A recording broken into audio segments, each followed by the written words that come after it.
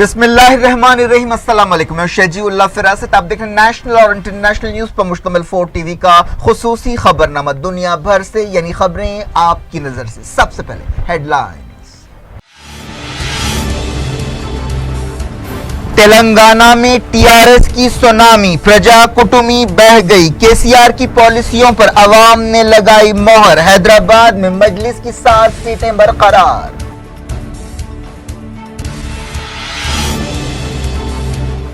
चारशंबे को TRS legislature party की meeting होगी। केसीआर ने कहा कौमी सियासत में रोल अदा करेंगे, कांग्रेस मुक्त बीजेपी मुक्त फ्रंट बनाएंगे।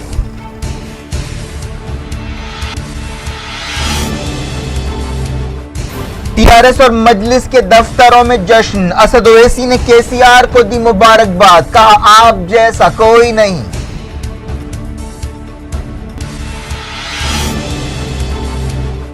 नॉर्थ का नतीजा कांग्रेस के नाम। छत्तीसगढ़, राजस्थान, मध्य प्रदेश में बीजेपी को धूल चटाई।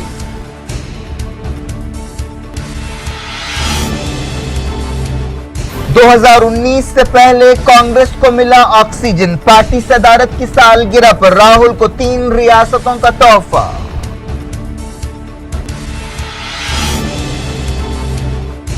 बीजेपी सेमीफाइनल में बुरी तरह हार गई। छत्तीसगढ़ से तेलंगाना तक घाटा ही घाटा। मोदी मैजिक फीका पड़ गया।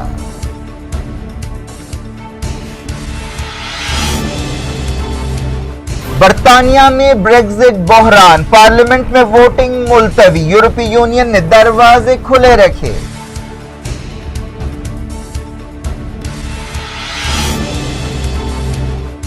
सिफारत खाना यरूशलेम मुंतकिल ना करें, अरब लीग ने किया ब्राजील से मुतालबा।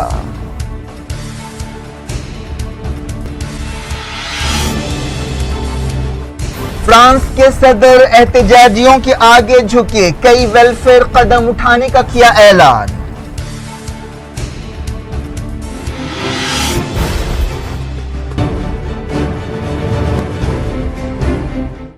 हेडलाइंस आपने देखी। खबरों की तफसील की तरफ आपको ले चलते हैं। सबसे पहले बात करते हैं तेलंगाना और 4 दूसरी रियासतों के इलेक्शंस की। 2019 के लोकसभा इलेक्शन से पहले सेमीफाइनल चुनाव में बीजेपी को शिकस्त हो गई है। भगवा पार्टी ने किसी भी रियासत में जहां असेंबली चुनाव हुए मुतासिर नहीं किया। दूसरी तरफ कांग्रेस को कुछ हौसला मिला, लेकिन इन इलेक्शंस में सबसे बड़े विनर टीआरएस के सदर के चंद्रशेखर राव रहे, जिनकी पार्टी ने तेलंगाना में एग्जिट पोल्स के नतीजों को भी पीछे छोड़ते हुए स्वीप कर दिया। ऐसा मालूम हो रहा था कि रियासत में टीआरएस की सुनामी आई है, जिसमें अपोजिशन जमातों का इत्तेहाद प्रजा कुटुंबी बह गया। मजलिस इत्तेहादुल मुस्लिमीन ने हैदराबाद में अपनी 7 सीटें बरकरार रखी। तेलंगाना में टीआरएस मुसलसल दूसरी बार हुकूमत बनाएगी, जिसने साफ अक्सरियत हासिल कर ली है। वोटर्स ने चंद्रशेखर राव की पॉलिसियों पर मोहर लगाते हुए पार्टी को जबरदस्त मेजॉरिटी दी। जैसे ही वोटों की गिनती शुरू हुई, टीआरएस ही छाई नजर आई और कभी भी ऐसा नहीं लगा कि उसका ये फतेह रथ पीछे हटेगा। पार्टी ने 119 रुकनी असेंबली में तकरीबन 90 सीटें जीत ली हैं, जो एग्जिट पोल्स के अंदाजों से कहीं ज्यादा है। कांग्रेस, तेलुगु देशम, टीजेएस और सीपीआई इत्तेहाद को तकरीबन 20 सीटें हासिल हुई। बीजेपी तेलंगाना में सिर्फ 1 सीट हासिल कर सकी। इन इलेक्शंस में अपोजिशन पार्टियों ने एड़ी चोटी का जोर लगाया था। एक दूसरे के रवायती और तारीखी हरीफ तेलुगु देशम और कांग्रेस ने इत्तेहाद किया था, जो एक अनोखी बात थी। इस इत्तेहाद में सीपीआई और प्रोफेसर कोदंडराम की टीजेएस भी शामिल थी, लेकिन ऐसा मालूम होता है कि वोटर्स को यह इत्तेहाद रास नहीं आया या पसंद नहीं आया। बाज एक्सपर्ट्स का अंदाजा है कि अगर कांग्रेस अकेले मुकाबला करती और चंद्रबाबू नायडू की टीडीपी से इत्तेहाद नहीं करती, तो शायद उसका मुजाहरा कुछ बेहतर होता। चंद्रशेखर राव ने वक्त से 8 महीने पहले असेंबली डिसॉल्व की थी। सितंबर में असेंबली की तहलील का ऐलान किया गया था और रियासत में 7 दिसंबर को वोट डाले गए। पिछले इलेक्शंस में टीआरएस ने 119 रुकनी असेंबली में 63 सीटें हासिल की थी, लेकिन बाद में दूसरी जमातों के अरकान टीआरएस में शामिल हुए, जिसकी वजह से टीआरएस की ताकत असेंबली में बढ़कर 82 हो गई थी। चंद्रशेखर राव के भांजे और कारगुजार वजीर हरीश राव ने कहा कि अवाम ने हमारे चीफ मिनिस्टर की क़यादत पर भरोसा जताया है। उन्होंने अपोजिशन की गलत इत्तलात की मुहिम की मजम्मत की और कहा कि अवाम ने इस पर यकीन नहीं किया। हरीश राव ने इन इलेक्शंस में 1,20,000 वोटों के बड़े फर्क से कामयाबी हासिल की। उन्होंने मुसलसल छठी बार कामयाबी हासिल करते हुए एक रिकॉर्ड कायम किया। इस तरह उनकी डबल हैट्रिक हुई। जहां टीआरएस के लिए यह एक यादगार और खुशी का दिन था, वहीं बाज जगह उसे धक्के भी लगे। 3 वजीरों तुम्मला नागेश्वर राव, चंदुलाल और जुपल्ली कृष्णा राव को शिकस्त हुई। सबसे पहला नतीजा चंद्रायन गुट्टे का आया, जहां से मजलिस इत्तेहादुल मुस्लिमीन के फ्लोर लीडर अकबरुद्दीन ओवैसी को कामयाब करार दिया गया। तेलुगु देशम को काफी मायूसी हुई। उन इलाकों में भी उसे शिकस्त का मुंह देखना पड़ा जहां आंध्रा के लोगों की काफी तादाद रहती है। जैसे ही नतीजे आने शुरू हुए, रियासत भर में टीआरएस के दफ्तरों में जश्न शुरू हो गया। हैदराबाद में पार्टी के हेडक्वार्टर तेलंगाना भवन में बड़े पैमाने पर जश्न मनाया गया। टीआरएस कारकुन बाजों की थाप पर नाच रहे थे और पटाखे छोड़ रहे थे और मिठाई तकसीम कर रहे थे। टीआरएस भवन और पार्टी के दूसरे दफ्तर गुलाबी रंग में नहा गए। मजलिस इत्तेहादुल मुस्लिमीन के हेडक्वार्टर दारुस्सलाम में भी जश्न का मंजर देखा गया, जहां मरफे की धुन पर नौजवानों को रक्स करते हुए देखा गया। एक दिन पहले सदर मजलिस और हैदराबाद के रुकन पार्लियामेंट असदुद्दीन ओवैसी ने दावा किया था कि रियासत में टीआरएस अपने बल पर हुकूमत बनाएगी। टीआरएस लेजिस्लेचर पार्टी की मीटिंग 4 शंबे को होगी, जिसमें लीडर को चुना जाएगा। इम्कान है कि चंद्रशेखर राव दूसरी मर्तबा रियासत के चीफ मिनिस्टर बनेंगे। इन इलेक्शंस में खासतौर पर तेलंगाना के देही इलाकों में टीआरएस को जबरदस्त ताईद मिली।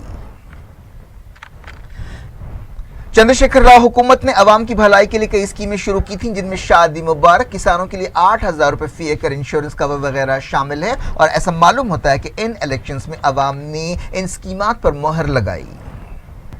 टीआरएस को रियासत में डाले गए वोटों में से तकरीबन 48% वोट हासिल हुए। 119 रुकनी तेलंगाना असेंबली में हुकूमत बनाने के लिए 60 सीटों की जरूरत थी, लेकिन टीआरएस ने इससे कहीं ज्यादा सीटें हासिल की। इन इलेक्शंस में सदर कांग्रेस राहुल गांधी और वजीर आजम नरेंद्र मोदी ने सरगर्मी से मुहिम चलाई थी। बीजेपी सदर अमित शाह भी तेलंगाना में ही कैंप किए हुए थे और बीजेपी की तरफ से उत्तर प्रदेश के चीफ मिनिस्टर आदित्यनाथ ने भी मुहिम चलाई थी। दूसरी तरफ प्रजा कुटुंबी की मुहिम में स्टार अट्रैक्शन देखा गया, लेकिन केसीआर और टीआरएस के जादू के सामने ये सब कुछ नहीं चला। 2014 में तेलंगाना रियासत बनने के बाद अलहदा रियासत में ये पहले इलेक्शन थे। टीआरएस सदर चंद्रशेखर राव ने गजवेल हल्के से 51,514 वोटों से कामयाबी हासिल की। कांग्रेस के एक delegation chief electoral officer Rajat Kumar से मुलाकात करते हुए शिकायत की और अंदेशा जाहिर किया कि इलेक्ट्रॉनिक वोटिंग मशीनों से छेड़छाड़ की गई है। तेलंगाना में कांग्रेस को 15 सीटों से हाथ धोना पड़ा। बीजेपी को भी 4 सीटें खोनी पड़ी। चंद्रशेखर राव ने कांग्रेस से अपना करियर शुरू किया था, बाद में वो तेलुगु देशम में शामिल हुए। तेलुगु देशम को छोड़ने के बाद उन्होंने टीआरएस बनाई और तेलंगाना रियासत के लिए एक लंबी लड़ाई लड़ी। वो 2014 में तेलंगाना बनने के बाद रियासत के चीफ मिनिस्टर बने और तेलंगाना के वकार की अलामत बन गए। मुल्क में उनकी पहचान एक कदावर लीडर की हैसियत से हुई। चंद्रशेखर राव ने मीडिया से बातचीत करते हुए कहा कि वो इस नतीजे के बाद कौमी सियासत में सरगर्म रोल अदा करेंगे और उन्होंने कहा कि वो कौमी सतह पर कांग्रेस मुक्त और बीजेपी मुक्त फ्रंट बनाने के लिए काम करेंगे। चंद्रशेखर राव ने मजलिस इत्तेहादुल मुस्लिमीन के सदर असदुद्दीन ओवैसी का शुक्रिया अदा किया। High intellectuals in the left wing, yes, अब वो लोग खाली बैठे, मैं उनको भी रिक्वेस्ट करता हूँ, सारे लोगों को मैं इकट्ठा करने का प्रयास करता हूं। आप देखिए time please and adding a question I Paul Asaduddin Owaisi is a very good intellectual of this country. He participate in each and every debate in the parliament. Yes, it is seen by the nation. He participates in the TV debates also, what he discusses. He is not a fundamentalist. I appreciate Mr. Asduddin Owaisi because he is not a fundamentalist. He is a secular political leader. इसीलिए हम दोनों ने कल 3 घंटा चर्चा किया. मेरे साथ वो जरूर है. पूरे हिंदुस्तान हम दोनों मिलके ही पूरा घूमेंगे फिरेंगे, दोनों मिलके ही काम करेंगे. मजलिस इत्तेहादुल मुस्लिमीन के लीडर और हैदराबाद के रुकन पार्लियामेंट असदुद्दीन ओवैसी ने चंद्रशेखर राव को मुबारकबाद दी. उन्होंने कहा कि चंद्रशेखर राव एक इंतहाई काबिल सियासतदान है और उनकी क़यादत में मरकज में गैर बीजेपी गैर कांग्रेस महाज बनाया जाएगा और उनमें यह सलाहियत मौजूद है कि वो कौमी सतह पर अहम रोल अदा कर सकते हैं. Don't be surprised, and I say this with all the responsibility, that K. Chandrasekhar Rao has all the capabilities and the capacities to ensure that a non-Congress government comes into existence when the next parliament election takes place. And this country requires a non-Congress and a non-BJP government. After having seen Mr. K. Chandrasekhar Rao from very close quarters, I feel that this nation deserves a leader like K. Chandrasekhar Rao, and I hope that the next step which is going to take will definitely be successful, because I know for a fact that lot of planning, lot of studying has been gone into it, and definitely I will stand along shoulder to shoulder with him in ensuring that in the next 2019 parliament election there is a non-Congress and a non-BJP government. Secondly, the people of Telangana and the people of Hyderabad have rejected opportunistic, divisive and communal politics of both Congress and बात करते हैं कौमी सियासत की। छत्तीसगढ़ और राजस्थान में कांग्रेस ने BJP से इख्तियार छीन लिया और मध्य प्रदेश में भी वो हुकूमत बनाने की पोजीशन में आ गई। मिजोरम में कांग्रेस को शिकस्त हुई, वहां मिजो नेशनल फ्रंट ने साफ कामयाबी हासिल की। मध्य प्रदेश में बीजेपी और कांग्रेस के दरमियान सख्त मुकाबला हुआ, लेकिन अपोजिशन कांग्रेस ने बढ़तरी हासिल की। मध्य प्रदेश में बीजेपी 2003 से हुकूमत में है। 2013 के इलेक्शन में उसे 230 में से 165 सीटें हासिल हुई थी। चीफ मिनिस्टर शिवराज सिंह चौहान चौथा टर्म हासिल करने की उम्मीद कर रहे थे, लेकिन रियासत में हुकूमत मुखालिफ लहर काम कर गई। राजस्थान में एग्जिट पोल्स के अंदाजों के मुताबिक कांग्रेस ने बीजेपी को मात दी। पार्टी को 199 सीटों में से सादा अक्सरियत हासिल हो गई। कांग्रेस की सबसे मुतासिर कुन कामयाबी छत्तीसगढ़ में रही, जहां 2003 से बीजेपी का राज है। कांग्रेस ने वहां साफ अक्सरियत हासिल कर ली। ऐसे अंदेशे जाहिर किए जा रहे थे कि अजीत जोगी और मायावती के इत्तेहाद की वजह से कांग्रेस के कदम रुक जाएंगे, लेकिन ऐसा नहीं हुआ और छत्तीसगढ़ में एग्जिट पोल्स गलत साबित हुए। मिजो नेशनल फ्रंट ने मिजोरम में 26 सीटें हासिल की। पार्टी ने कहा कि वो अपने बल पर हुकूमत बनाएगी। रियासत में कांग्रेस को 5 सीटें हासिल हुई। तेलंगाना को छोड़कर नॉर्थ इंडिया की 3 रियासतों में कांग्रेस ने एक तरह से कारनामा अंजाम दिया है, जिसका सेहरा राहुल गांधी के सर बांधा जा रहा है। राहुल गांधी ने ठीक 1 साल पहले सदर कांग्रेस की हैसियत से जिम्मेदारी संभाली थी और उनकी क़यादत में ये पहले बड़े इलेक्शंस थे और इन नतीजों से उन्हें सदारत की सालगिरह का तोहफा मिला है। दूसरी तरफ ये इलेक्शंस बीजेपी के लिए एक भयानक ख्वाब साबित हुए। मध्य प्रदेश में उसे 57, राजस्थान में 89 और छत्तीसगढ़ में 34 सीटों का नुकसान हुआ। तेलंगाना में भी उसे 4 सीटों से हाथ धोना पड़ा। ये नतीजे इस बात का इशारा है कि मोदी मैजिक कम हो रहा है और अवाम को यह अंदाजा हो रहा है कि उनके ज्यादातर वादे झूठे साबित हुए। नोटबंदी और जीएसटी मोदी हुकूमत के 2 ऐसे फैसले थे जिनसे अवाम का एक बड़ा तबका नाराज था और अब भी ये तबका काफी मुतासिर है। ये नतीजे एक ऐसे वक्त सामने आए हैं जब बाज़ गोशों की तरफ से अयोध्या में राम मंदिर बनाने के मुतालबा तेज हो गए हैं। सुप्रीम कोर्ट में इस मामले पर जनवरी में सुनवाई होने वाली है, लेकिन हिंदू तंजीमें ऑर्डिनेंस या कानून के जरिए मंदिर बनाने का मुतालबा कर रही हैं। बाज़ गोशों से ये मुतालबा किया जा रहा है कि पार्टी के जारी सेशन में ही कानून बनाया जाए। अब देखना यह है कि इन इलेक्शंस के नतीजों का मंदिर सियासत पर क्या असर पड़ता है। दुनिया भर से वक्त हो गया छोटे से ब्रेक का। ब्रेक के बाद कुछ और खबरों के साथ आपकी खिदमत में दोबारा हाजिर होंगे। उम्मीद है ब्रेक के उस पार भी हमारा आपका राब्ता बना रहेगा।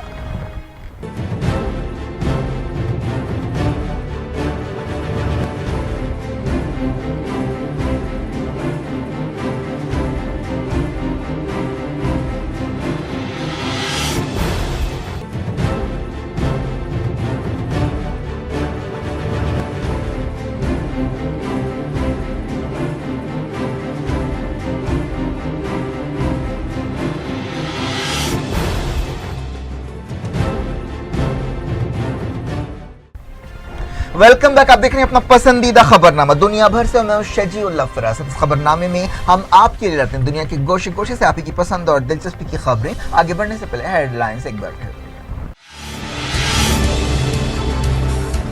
तेलंगाना में टीआरएस की सुनामी, प्रजा कुटुंबी बह गई। केसीआर की पॉलिसियों पर अवाम ने लगाई मोहर। हैदराबाद में मजलिस की 7 सीटें बरकरार।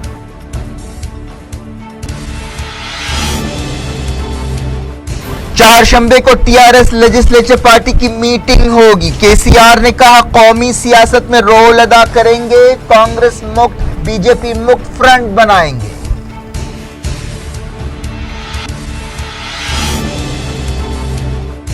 टीआरएस और मजलिस के दफ्तरों में जश्न। असद ओवैसी ने केसीआर को दी मुबारकबाद, कहा आप जैसा कोई नहीं।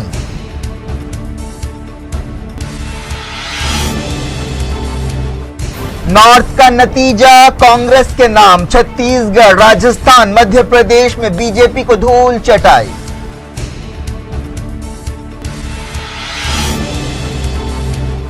दो 2019 से पहले कांग्रेस को मिला ऑक्सीजन। पार्टी सदारत की सालगिरह पर राहुल को 3 रियासतों का तोहफा।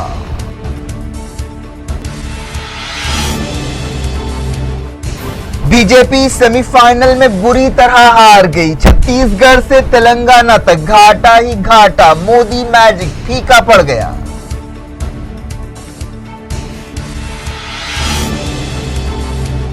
बर्तानिया में ब्रेक्जिट बहरान। पार्लियामेंट में वोटिंग मुलतवी। यूरोपीय यूनियन ने दरवाजे खुले रखे।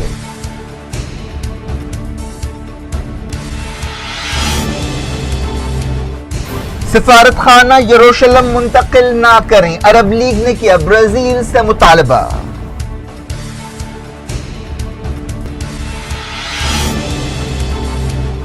फ्रांस के सदर एहतजाजियों के आगे झुके। कई वेलफेयर कदम उठाने का किया ऐलान।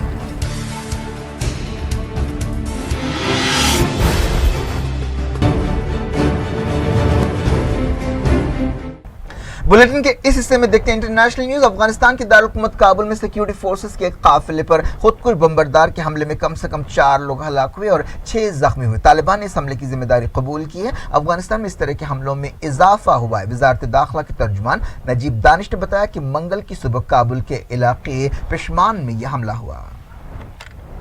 अरब लीग ने ब्राजील से कहा है कि वो अपना सिफारत खाना तेल अवीव से यरूशलेम मुंतकिल ना करे। 22 अरब मुल्कों की तंजीम ने ब्राजील की हाल ही में चुनी जाने वाली कट्टर हुकूमत के सदर से यह मुतालबा किया। नए सदर ने इलेक्शन में कामयाबी के बाद ऐलान किया था कि वो इसराइल में ब्राजील के सिफारत खाने को यरूशलेम मुंतकिल करेंगे।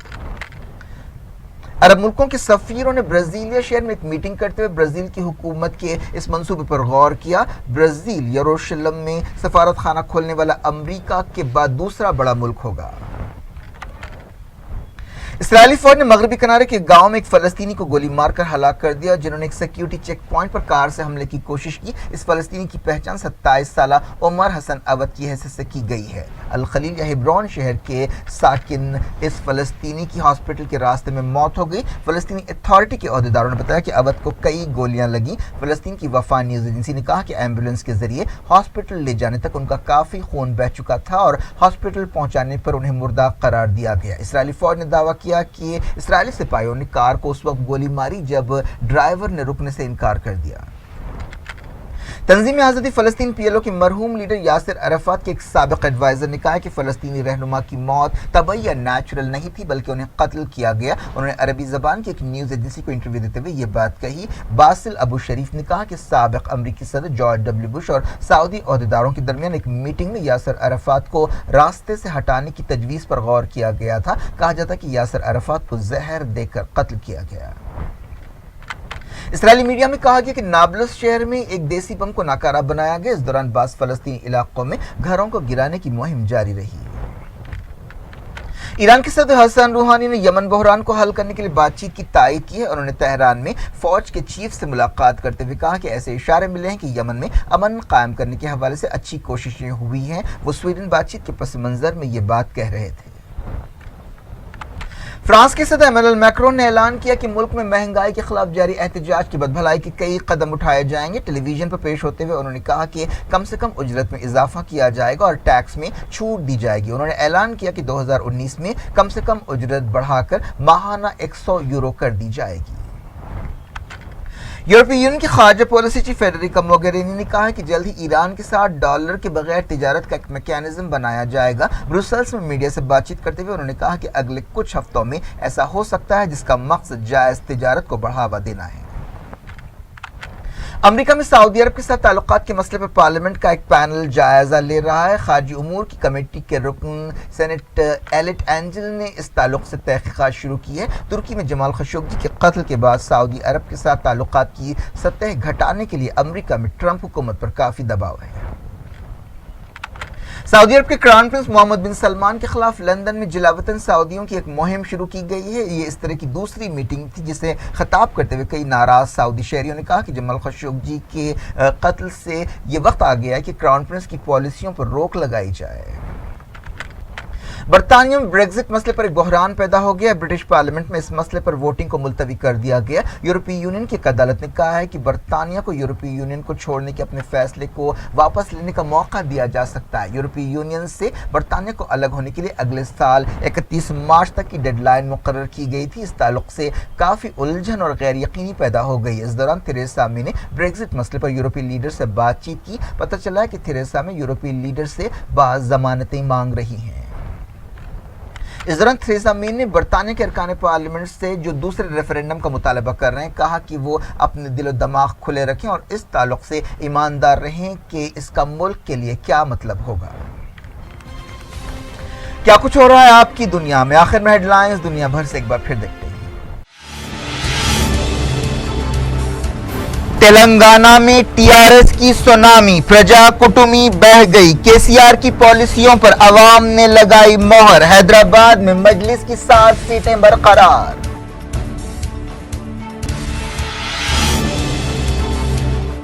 चारशंबे को टीआरएस लेजिस्लेचर पार्टी की मीटिंग होगी। केसीआर ने कहा कौमी सियासत में रोल अदा करेंगे, कांग्रेस मुक्त बीजेपी मुक्त फ्रंट बनाएंगे।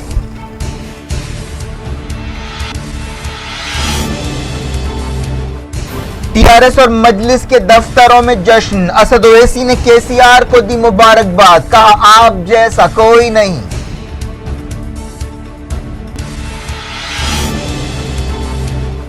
नॉर्थ का नतीजा कांग्रेस के नाम। छत्तीसगढ़, राजस्थान, मध्य प्रदेश में बीजेपी को धूल चटाई।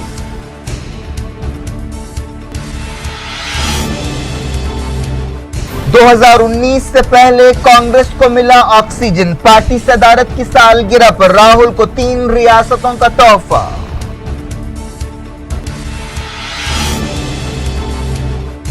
बीजेपी सेमीफाइनल में बुरी तरह हार गई। छत्तीसगढ़ से तेलंगाना तक घाटा ही घाटा। मोदी मैजिक फीका पड़ गया।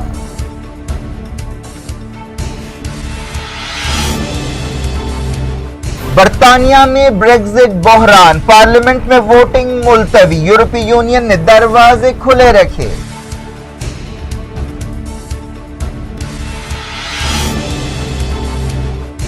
सिफारत खाना यरूशलेम मुंतकिल ना करें, अरब लीग ने किया ब्राजील से मुतालबा।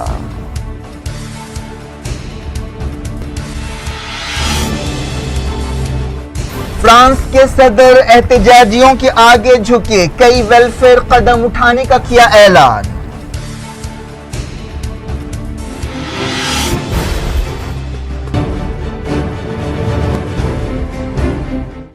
ये थी आज की खबरें। आप शजीउल्लाह फरासत को दें इजाजत और अपना बेहद ख्याल रखें। अल्लाह हाफ़िज़।